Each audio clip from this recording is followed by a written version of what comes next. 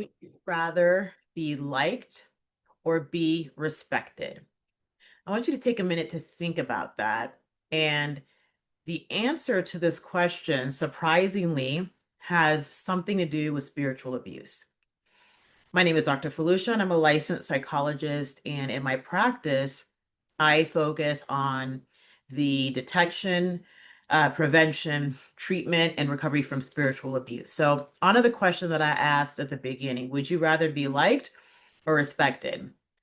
I'm curious as to what your answer is, and you can put it in the comment section. But this distinction between being liked and being respected is a very important factor when you think about spiritual abuse and the type of people who end up being spiritual abusers. People who value being liked over being respected in the context of spiritual abuse, that's a red flag, and I'm going to explain why. In spiritually abusive circles, and I would really like to hear from you all in the comments if you have been in these types of situations. They're very fake, right? And so a lot of spiritually abusive environments have this veneer of what I call like a focus on niceness. So you will hear the words nice a lot, be nice.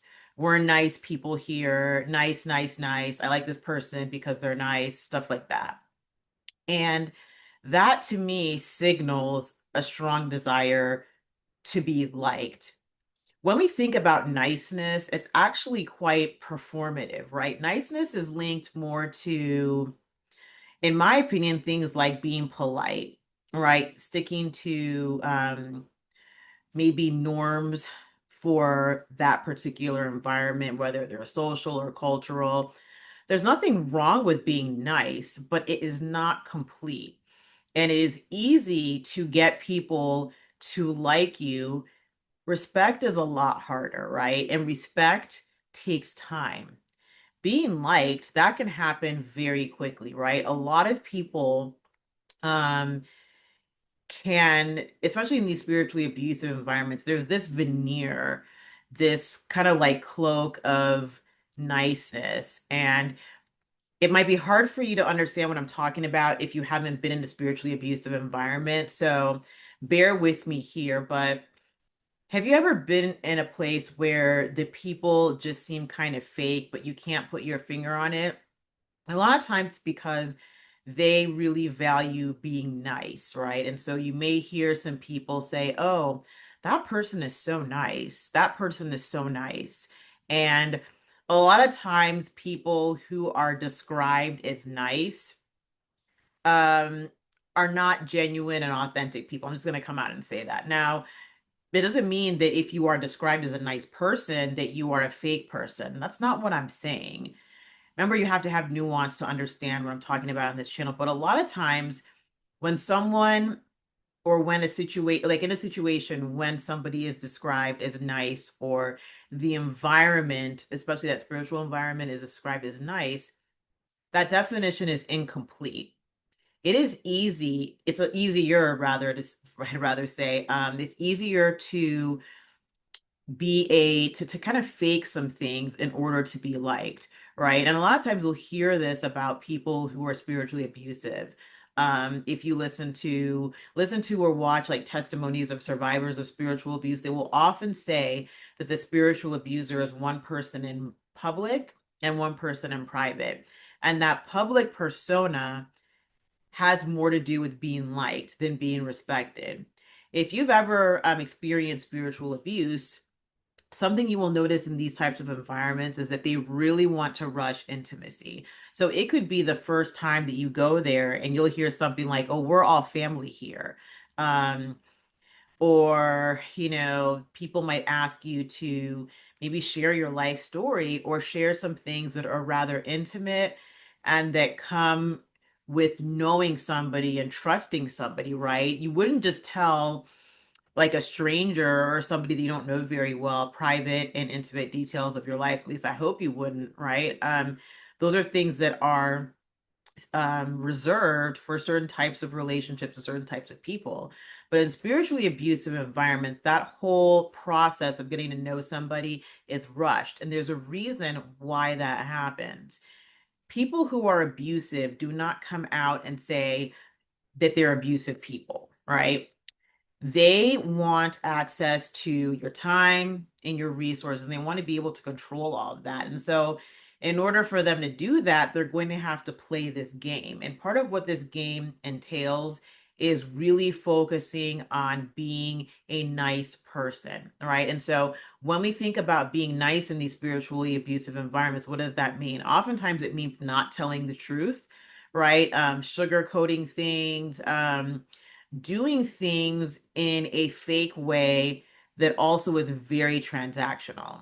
And so you'll notice in these types of environments that somebody may do something for you or maybe give you something, but they are expecting their get back. Basically, like, what are you going to give me in return for what I gave you? It's very transactional, it's very fake. And so a lot of times people who have experienced spiritual abuse have talked about how they had a debt. That's the best way I can describe it. It may not be of like financial debt, but they were indebted to someone and they didn't even realize it, right? They may be asked to do things, and when they say they don't want to, then they get this whole lecture, well, we did this for you and we did that for you and stuff like that. It's very manipulative. If you think about respect, respect takes a long time to, well, I shouldn't say long. I would say a longer time, right? I think in general, it takes a longer time for someone to earn your respect. And that's because you need to be able to view that person's character and assess it, right? You want to be able to sort of like, you want to be able to establish trust and not just establish it, but maintain it over time. And so that takes time. And spiritually abusive people, like I talked about before, they rush the process. They're really all about appearance over authenticity. Niceness is not necessarily authentic. Anybody can be performatively nice. That's what social norms and social cues basically teach us to do. Asking how someone's day is, even though you really don't want to hear the details. Maybe you're tired or whatever. Oh, how was your day? Or just that social exchange of niceties. Respect goes far deeper than that. So I want you to think about somebody who you really respect. And if you think about that person, how long did it take you to get to a place of respect for that person? Now, I can think of a few people that I respect. And when I think about those people, it took a long time for me to respect them because I was able to see how they were in different environments. They weren't fake, they weren't two-faced, and they seemed they seem, but they still are, but they seem like genuine people, right? And also they really, I mean, there are lots of things that I can go into about respect, but my point is respect takes time. Respect requires consistency, and respect also requires what's the word I'm looking for? I would say probably some pushback, some truths that may not be easy to hear. If you think, and I think about the people that I respect, I know that if I can tell them something that maybe they may not want to hear, but they will accept it, and vice versa, right? Those are things that come with respect because that is authenticity. And remember, spiritually abusive people and spiritually abusive environments prefer appearance over authenticity. For them, the work of authenticity is not only a lot, it requires for them to respect everyone else's boundaries and not try to control them, right? We don't respect controlling people. People who control other people, that's actually a sign of weakness and not strength. So when we think about the issue of being respected and how that comes along, it comes along with time, it comes along with patience, being able to examine that person's character, and also just have a type of relationship in which respect is expected. when we think about, I want you to think back to either a spiritually abusive situation that you experienced, or maybe something that you heard about on the news or read about. And when I've done my analysis, a lot of times I will maybe see clips of the spiritually abusive person giving a sermon or interacting with people. And there's a lot of charm. There's a lot of just a heavy coating of niceness, but there isn't really that authenticity. And so somebody like that is liked a lot. And when we think about spiritual abuse, why is it so important for the spiritual abuser to be liked? It's very important because a lot of times people may not be willing to take the time and the effort to either gain someone's respect or assess how respectable somebody is. If somebody comes and think about something that's very shiny but also is fake, right? Maybe it is a toy or a piece of jewelry that looks very bright and sparkly on the outside, but when you wear it a few times, maybe the jewelry tarnishes or gives you a rash, or if it's a toy, it breaks, right? That's niceness. And spiritually abusive people really count on that niceness as a way of performing for people.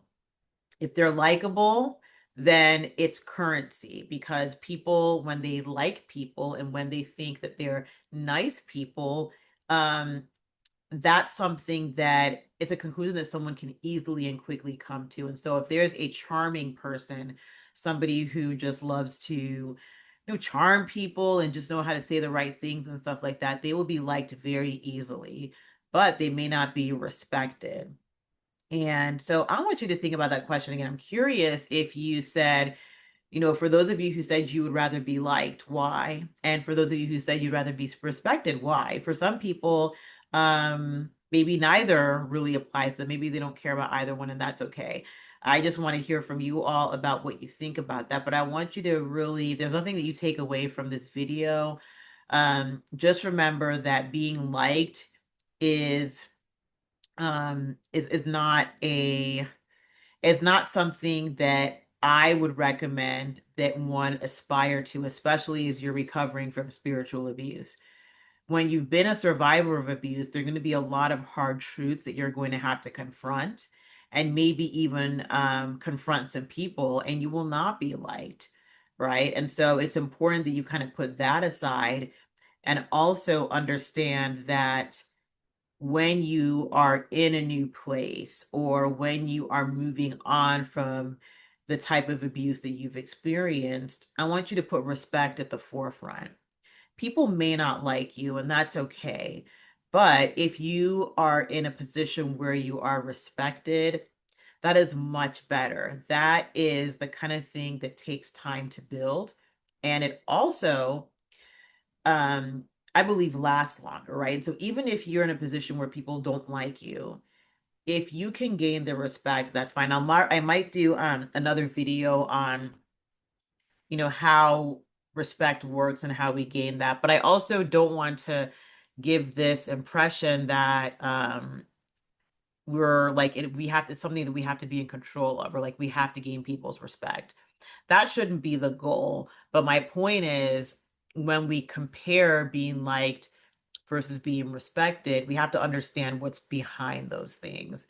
And yeah, so anyway, that's really all I have to say about that. I really would like to hear from you in the comment section. What have your experiences been around this? Do you agree? Do you disagree? For some people, they may feel, and I also agree with this too, especially if you're in a spiritually abusive environment, you may be neither liked nor respected, right? Respect also has to do a lot with our values. And so the values of a spiritually abusive person in a spiritually abusive environment are going to be very different from yours. So I don't want you to go into this thinking that respect is the goal. Like, oh, I have to gain people's respect. It's not that. It's more from your perspective as you're navigating these environments and you're seeing these people. Do you like them or do you respect them? How do you feel about yourself too? Self-respect is very important. I can do another video on that if you're interested, but I just really want to focus on the like versus respect. So I hope that helps. Like I said, I really want to hear from you in the comment section. If you want more information, you can go to my website, skillsetcounseling.com, or click on the link in the description box. All right. I hope you have a wonderful day that is filled with peace. Bye-bye.